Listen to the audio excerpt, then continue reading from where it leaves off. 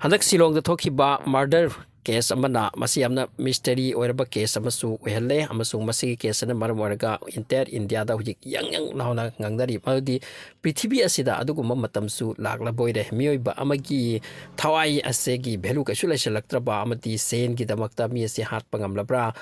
aduna masigi video ase just alert ki damakta semjabani madudi hojik ki matam ase araiba matam natre amadi ai se atoppa mifam chaki bataraga di kari oiruni haibse khangbangam dre tambangam dre adugumba matam ama lakle haibse khangbagi damaktani case ase kaino matam da Madhya Pradesh ki Indore gi couple ani khak makhoi ase senthum paiba couple ni aduga amagi mingda nupasi gi mingda raja kawi nupi ase gi bina sonam kawi makhoi ase raja sonam Raghuvansh makhoi ani se ong jaba tani ngai ri aduga honeymoon ki tamakta lakhi bani actually makhoi honeymoon ki case Sri Lanka chatke tor mani hai ri adu pu makhoi se mindset change oi khiduna Guwahati North East om dalakba Indore to North East Guwahati da ahar bata kamakha mandir kasi koire adu matung da Shillong si kacha si sini Shillong si da Cherrapunji world famous rainfall area masi ki thangna wainam si da double decker bridge kaina lai madusu yamna koine couple sing masi lakpa double decker bridge ase chatpa aduga makoina hotel amata lai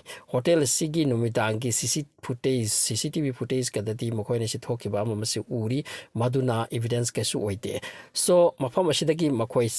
chatlaga hojik double decker bridge ase koiba ki tamakta makoi ase lakhi sini aduga mafam adugi angang sing pakhang macha sing tourist guides kya su lei hai mafam tu chatpagi damakta makoi ase da makhoi asi ga su encounter oina ki thengna ki makhoi ase lakpa se aduga guide ti loba aduga guide ti makhoi lowi sini aduga halakpagi dampu mathau ta gadra hai matamta halakpagi de khoi mathau ta roi khoi dum ngam laini lambi khangle hai duna hairakhi sini hojik makhoi ki local mi sing ki witness ki matungi na makhoi na hai ani siga loina couple siga loina na makhoi ahumam su lai sini aduga ngasai gi raja se mawa se nupi asigi masiga sa ahum siga fajana su interaction oidana friendship wari sanai sini asomna kanda nauna ongkhiba couple nina mayum makai dai su phone se always tawdan ta lak i maduti na khoi kai tawri nupi asi chairak asida makoi gi dharma ki oipa mong ta khoi gi chara hen ba khotpa adu musu tawya tawba adu musu tawi hairi so mama na kai gum ta thong su ai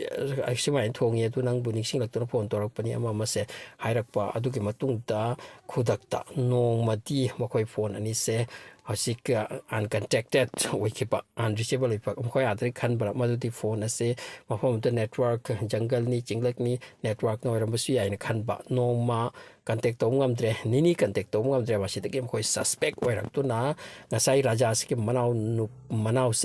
nu pa se masiga nupi adugi imungi mi amaka makhoi se khudakta lakhi bani Shillong da adugi matungda makhoi police ta makhoi tawre police ta contact tawre khoi ki mi chat ki adupu ngasi numit ini sure phangtaba haidra aduki matungda asomdagi su yamna chawra pressure si pre Shillong ki police ama tawraga yam kanna thigalak le drone ama masi tawraga makhoi chakhiba mafam se maside yam sad oi pawari hai matamda raja siki asiba se loknu amada ta dura lerba thengna bani masida ma ki phone sudwai da ta dan lairam le aduka mark se thang amana kakpa haikoi gi thang yubi khaiba ki thang type to thang thu anbani hairi so houjik nupi asi thi phangdri case oi ki base around 15 days sure houjik India mapum da masigi protest am kana tor especially Madhya Pradesh tadi am kana pakhang le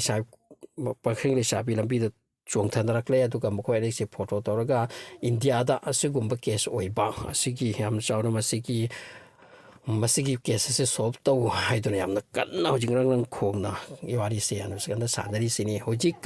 report singna mathang wari linerak lise hairiba makoina chatlu mafam se masida adugumba mi kidnappers adugumba mi kaya leipagi wafam ni makoina couple lakpa singse khangjadaba singse nupa masi hijack toraga nupa du hatlaga nupi ase human traffic to ba to pasaita puthokiba adugumba question ni adugumba wafam kaya su manungta lei haibaki wari su dum linerakli aduga hojik thokliba case ase masi की मफम असी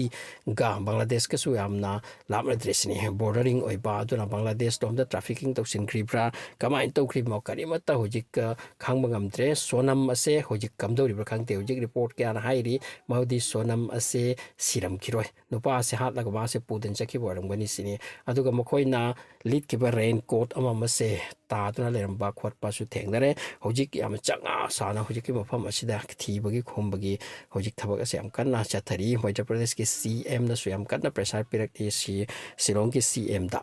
asigum bam matam amada aikoi ase hojik naksilakle adu iti mi की value है लेरक्ट्रे मदुदी होजिकी राजा असेबु हातपीरम लिसे करी मरम की हातपिनो मसी महात लगा नुपी असिदगी यावरिबा सेंथुम से लौगे हाइना तौरिब्रा नत्रगा नुपी असे ह्यूमन ट्रैफिक तौरगा अतोपदा योन गेन तौरिब्रा अतु अल्टीमेटली मखोय पैसा की तमक तौबनी अदु सेफ एंड साइज लेरक्ट्रबा अदुगुम्बा पृथ्वी अमदी हाइपति याय क्या नुहाइतबा थौदोकनो होजिक असि कंजरिबा इफा फजरिबा ओंबा ता नौजरिबा नुमित तारानी मुक्ता लेरगा हनीमून तौसेना चालू मखोई असीब हक्चांग से मयूम पुरप तारगदी कया की करंबा सिचुएशन ओरमगनी हाइबा फिबम से होजिक मसी केस असेना ताकली मखोई से होजिक रेस्क्यू ऑपरेशन से यामना कना चथरी NDRF काइन लेरी से मसीना मफम तो लेरीबा इसिंग अमा मकाचे थीदर हुमदर याम कना होत अरी अदुगा ड्रोन अमा मसे थादर याम कना होत अरी सोनम मसेगी पाव होजिक करिबत खंगद्रे 15 days सुरे हाइदी मांगख्री से सोनम से काई चखरे मवादी हलौरबा अदु अरदी काय चखरी होजिक क्वेश्चन अमका तौरिसना मखोय अहुम से कनानो मखोय इंदोर दगी लाकपददी मखोय अनी सितनी गुवाहाटी दगी शिलोंग चखिबदसु मखोय अनी सितनी अदु अरबदी शिलोंग की होटल सी की होटल सिदगी थोखिब सिदगी मखोय अहुम सिना फॉलो तौख्री प्रानत का मखोय अहुम से रियली कनानो हाइबसु होजिक करिमत खंगते रेस्क्यू ऑपरेशन चथरी अदुना होजिक क्लू असे करीब खाद्रे मखोय से कनान हाथ की बनो करी हाथ की बनो हाइब ngамते हाथ पसिदी असेंगबनी अदुगा असि भक्चांग तो मनाव नुपादुमक यामबनी हाइबसे खंगे पूरगा माकी मथोम ngam पांगथोखरे मध्य प्रदेश ता नुपी असे थीबगी थबकनी यामना कना चथरी से अदुगा थांगना यालगा हालंबनी हाइबसमजु क्लियर ओइरे थांग सु तादन लेरमिसनी थांग दुसु अनौब थांगनी हाइरी मखोय से हातपगी दमकता अनौब थांग मा लैदुना नौना पुख्रिब्रा मसिसु क्वेश्चननी अदुगा रेन कोट सिदसु ई तोली हाइबगी वानी ई असे कनागिनो मसिसु कन्ना थिजिन हुमजिनबगी थाब अमा सथरी सिनी यामना मक शॉकिंग ओइरबा अदुगुम्बा केस अबनी हुजिक लोकल टूरिस्ट स्पॉट मसिदा लागलिबा मखोय सिंगसे कना कना लागली मखोयना थारमिबा गाड़ी सि करी ममिंग कवी अदुगा गाड़ी नंबर नो मसि सिंगसे रेकॉर्ड तोबगी सिस्टम सु लेते सिनी अदुगा मखोयना मफम असिदा टूरिस्ट लाई अखोई गोइना याम काना जै अदुपु सोशल मीडिया अमदि इनरक्लिसिदे अखोई मफम असे याम साथिना इज्जत मंगले इज्जत सरा ओइले अदुगा मखी अदुगा मसिगी मफम सिंगसे कोइबा याबगे अदुगुम्बा मफम नत्रे हाइबा ताकले हाइबा मा या इंपैक्ट ओइरे होजिक मफम ते यामना चटलगा अदुगी टूरिस्ट गाइड सिंगदुगी पैसा लिकोन तांजरमबदो मदुगी वे दुमा क्लोज ओइग्रे होजिक ख्वाइदगी लुरिसे सोनम से कराइदा पुख्रे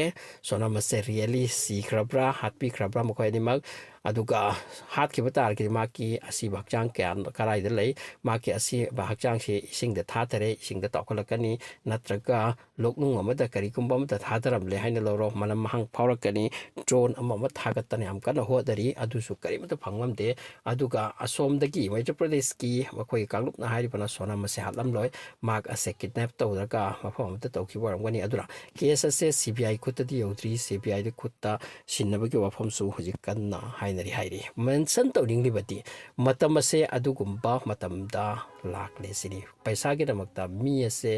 कसुइना तुमित कांग अमोइना उबा अदुगुम्बा मीसु लेरी माइथोंदरा अमा थमोइनुंदरा अमा अदुगा मी बु हातलगा मी की लाइफ अदुबु मी अनिकी अदुगुम्बा नुंसीनरबा मरक अदुगुम्बा नुंसीनखरबा कपल अमकी लाइफ टू सेपरेट तौरगा असुम हाइना अदुगा मखोई इमुंग मनुंगना करी ओहौनी अदु खंदबा करी अमता खंदबा अदुगुम्बा सारम चटपा मी खरकी खुत्ता ताहिबना ओरमगनी मखोइनी से हालम्मे अदुगा अमा मांगकरी होजिकसु थी फंगट्री केस असे यामना मक क्रिटिकल नि अदुगा इंडिया मपोमदा याम नोंगाइतरा मसि नैनबकी अदुगुम्बा पॉइंट अमोइरी